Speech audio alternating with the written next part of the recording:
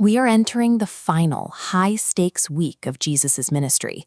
Mark's gospel moves with urgent energy, pulling us into a city on the edge of a breakdown. As Jesus enters Jerusalem, the air is thick with the cry of Hosanna, a Hebrew plea for immediate rescue. The crowd is looking for a political liberator to break the Roman yoke, yet their celebration is aimed at a king they don't yet recognize. The next morning, the tension takes the form of a living parable. Jesus approaches a fig tree by the side of the road. From a distance, the tree looks healthy and flourishing, draped in green leaves. But as he reaches for it, he finds it completely barren. It is a haunting image of a faith that keeps up appearances, one that masters the look of vitality while remaining hollow at the branch. Jesus carries that image of the barren tree straight into the temple, where he begins physically driving out the money changers and upending their tables. He declares that they have turned a house of prayer into a den of robbers.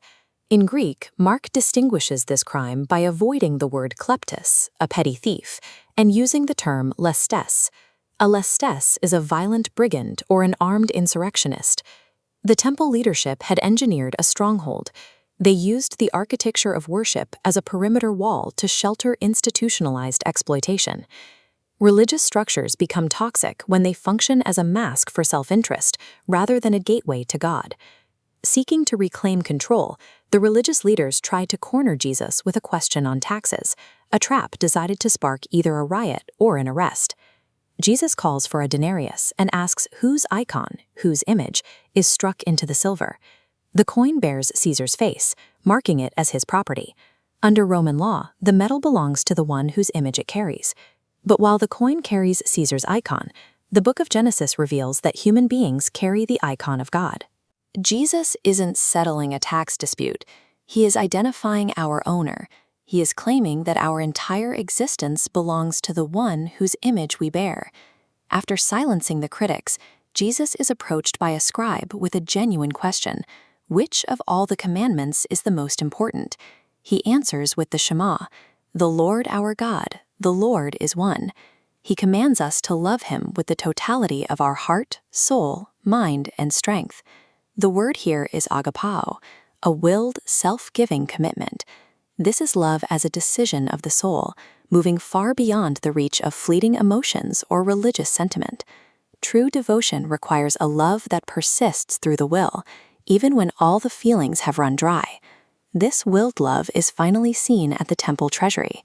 Among the wealthy donors, a widow approaches and drops in 2 lepta, the smallest, least valuable coins in circulation. Jesus observes this and recalculates the value of the room. He measures the gift by the degree of trust it requires, not the amount of currency deposited. He notes that she has surrendered her bios, her entire livelihood, offering her whole life to God's care. Examine the patterns of your own life this week.